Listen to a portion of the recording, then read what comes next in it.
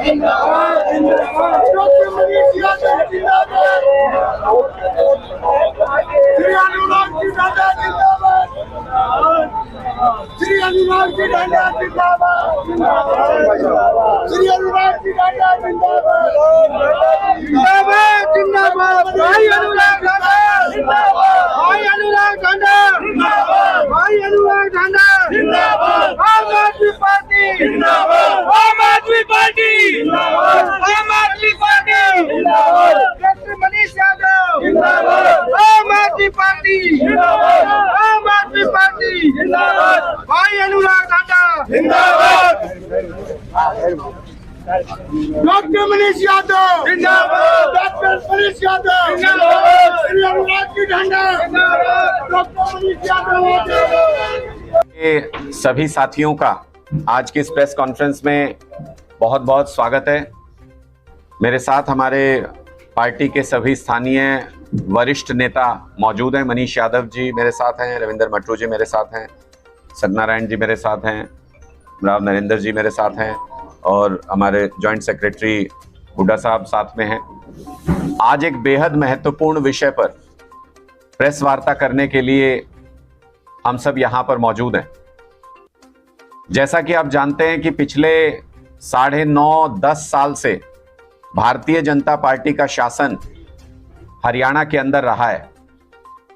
इनकी योजनाओं से तो पूरा हरियाणा त्रस्त है, लेकिन अब धीरे धीरे वो परतें खुलने लगी हैं, जिससे ये पता चलता है कि भारतीय जनता पार्टी की सरकार सिर से लेकर पैर तक पूरी तरह से भ्रष्टाचार में डूबी हुई है।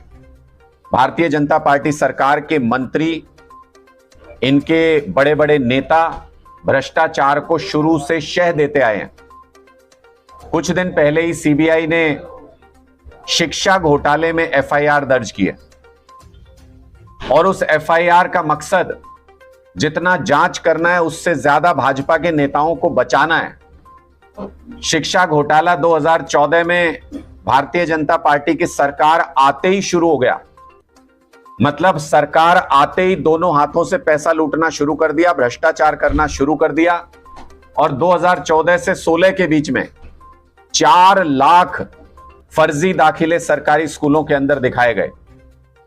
उनके वर्दी के पैसे, उनके वजीफे के पैसे, उनके ऊपर होने वाला खर्च, उनकी मिड डे मील का खर्च, करोड़ों रुपया गबन कर लिया। भारतीय जनता पार्टी के शीर्ष नेताओं और शिक्षा मंत्री, उस वक्त जो शिक्षा मंत्री होते थे, उनकी शय के बिना पूरे हरियाणा में इतना बड़ा फर्जी दाखिले का घोटाला संभव नहीं है। लेकिन जब सीबीआई ने एफआईआर की, कुछ दिन पहले ये एफआईआर हुई है, 5 साल पहले हाईकोर्ट ने यह आदेश दिया था कि 3 महीने के अंदर जांच करके सीबीआई एफआईआर दर्ज करे। ऐसे सबूत मौजूद हैं, ऐसे आंकड़े, ऐसे फैक्ट्स हैं उस केस के अंदर कि सीबीआई को रिपोर्ट दायर करनी पड़ी, एफआईआर दर्ज करनी पड़ी, लेकिन एफआईआर दर्ज करने में 5 साल लगा दिए सीबीआई ने कोर्ट के आदेश के बावजूद, क्योंकि बड़े नेताओं को बचाना था।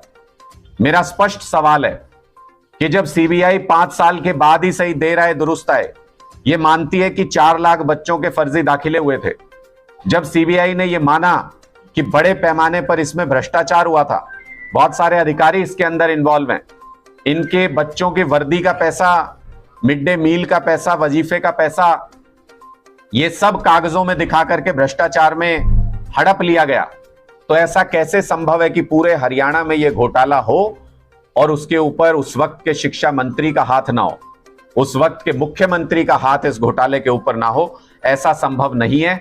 इसलिए हमारा स्पष्ट तौर पर यह आरोप है कि उस वक्त के शिक्षा मंत्री रामविलास शर्मा जी को सीबीआई इस पूरे घोटाले में बचाने का प्रयास कर रही है।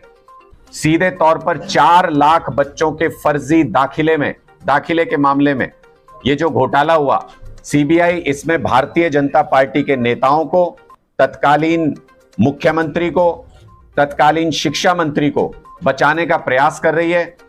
उनके नाम भी, उनके रोल की जांच भी इस सीबीआई की एफआईआर के दायरे में आनी चाहिए। कोर्ट को इसमें हस्तक्षेप करना चाहिए कि कैसे सरेआम नेताओं को बचाया जा रहा है। और यह सिर्फ एक मामले में नहीं होता है।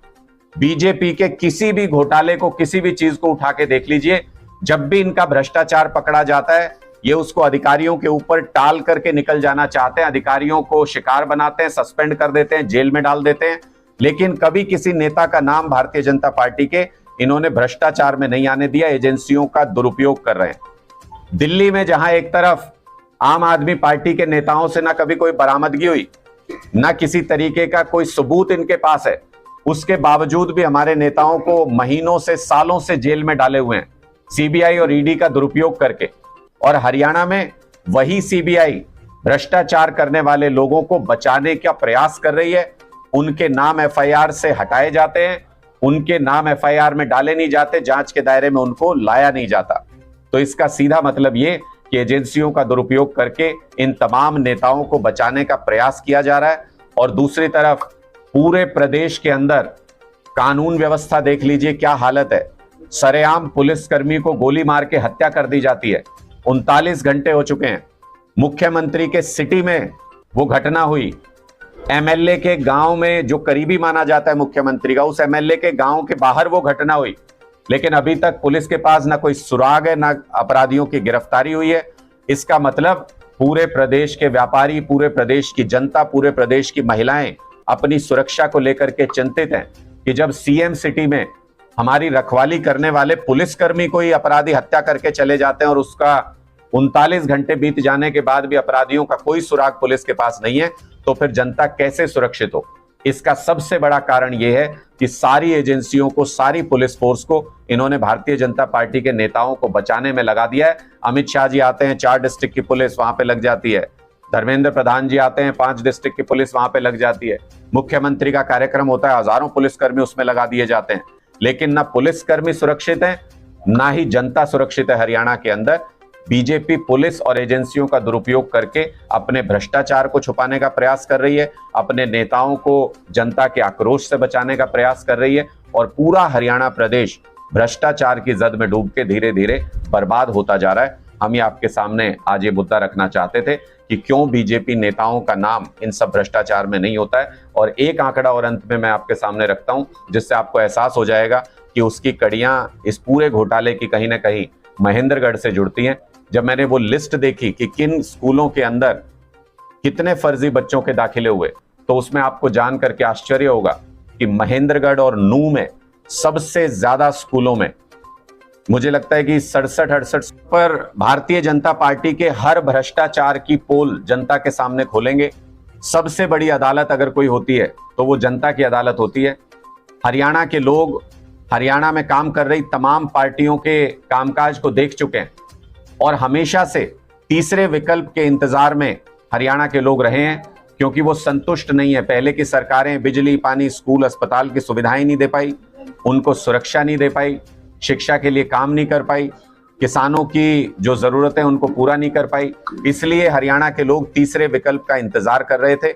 आम आदमी पार्टी हरियाणा में वो तीसरा सबसे मजबूत विकल्प बन के उभरी है, और लोगों के बीच हम भारतीय जनता पार्टी के इस तमाम भ्रष्टाचार को भी लेकर के जाएंगे और अपनी नीतियों को भी लेकर के जाएंगे कि कैसे इस पूरे भ्रष्टाचार से बाहर निकाल के हरियाणा को एक शानदार प्रदेश बनाया जा सकता है। यहाँ की शिक्षा व्यवस्था को, बिजली की व्यवस्था को शानदार किया जा सकता है। वो हम लोगों के बीच में जन संवाद के माध्यम से कार्यक्रम को लेकर के जा रहे हैं। आने वाले विधानसभा के लिए किस तरह की रणनीति लेकर चल रहे हैं? कल इसके बारे में हमारी प्रदेश कार्यकारिणी की बहुत महत्वपूर्ण बैठक हुई थी। सभी वरिष्ठ नेतागण हरियाणा के राष्ट्रीय संगठन मंत्री संदीप पाठक जी के साथ उस मीटिंग में मौजूद थे।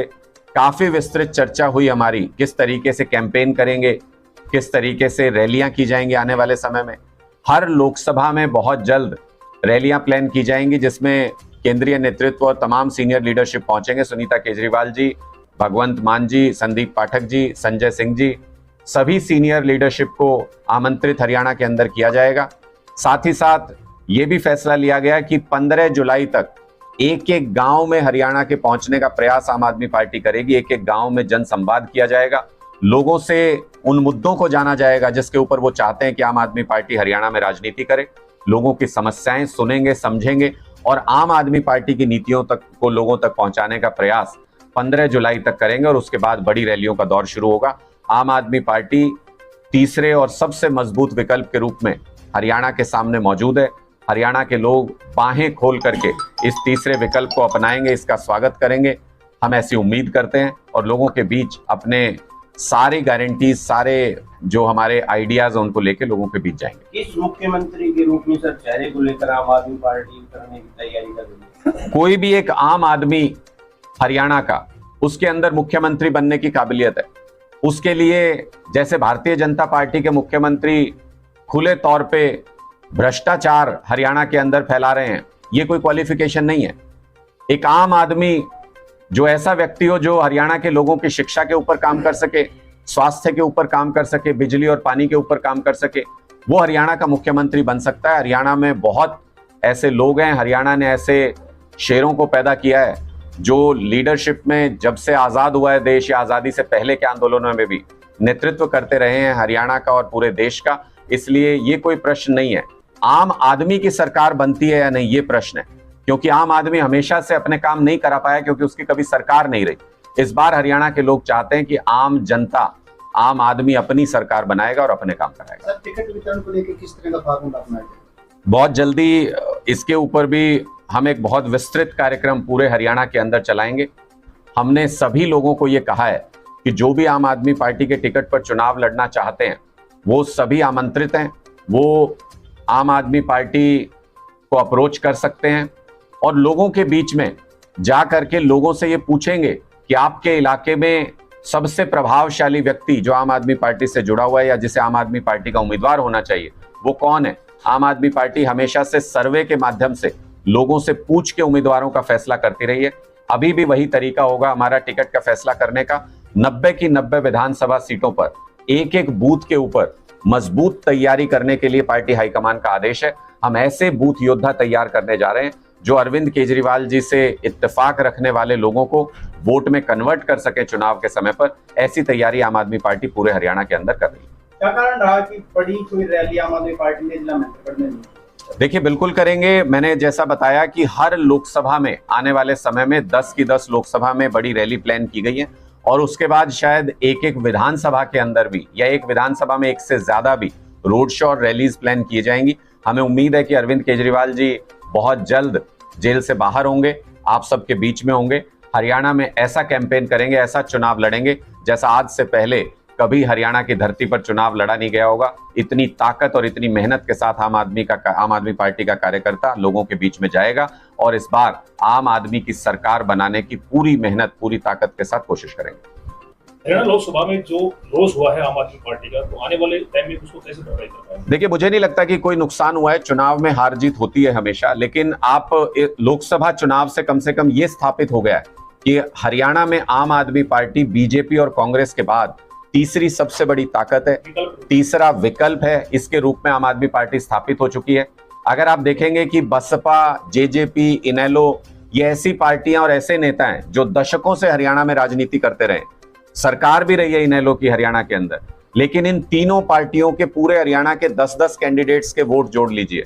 तीनों के वोट जोड़ने के बाद जितने वोट बनते हैं उससे ज्यादा वोट आम आदमी पार्टी ने एक लोकसभा सीट पर हासिल किए, जो अपने आप में ये बताने के लिए काफी है कि तीसरे विकल्प के रूप में हरियाणा के लोग आम आदमी पार्टी से बहुत उम्मीद करते हैं और हमारी तरफ उम्मीद भरी नजरों से देख रहे हैं। हम इस तीसरे विकल्प को एक एक घर तक लेकर के जाएंगे, लोगों से आग्रह करेंगे कि आपने सबको मौका देके देख लिया। हरियाणा के लोग इतने भोले हैं, इतने अच्छे हैं कि उनसे जिसने भी मौका मांगा, जिसने भी हाथ जोड़ के वोट मांगा, उसने सबको सरकार में आने का मौका दिया। हम एक मौका हरियाणा के लाल अरविंद केजरीवाल के लिए लोगों से मांगेंगे और ये कहेंगे कि एक मौका अरविंद केजरीवाल को दीजिए, आपकी सारी मूलभूत समस्याओं का समाधान होकर रहेगा। एक अंतिम सवाल सर, बेरोजगारी को लेकर हरियाणा में जिस तरह से त्राही मची हुई, इसको लेकर आम आदमी का मुख्य एजेंडा किस पर्पज से युवाओं को अपनी तरफ बुलाएगी? मुझे लगता है कि आम आदमी पार्टी अपनी कथनी के जरिए हमेशा एग्जाम्पल प्रस्तुत करती है। हरियाणा के युवाओं को बेरोजगारी में धकेलने का जिम्मा इस वक्त भारतीय जनता पार्टी के पास है। न भारतीय जनता पार्टी को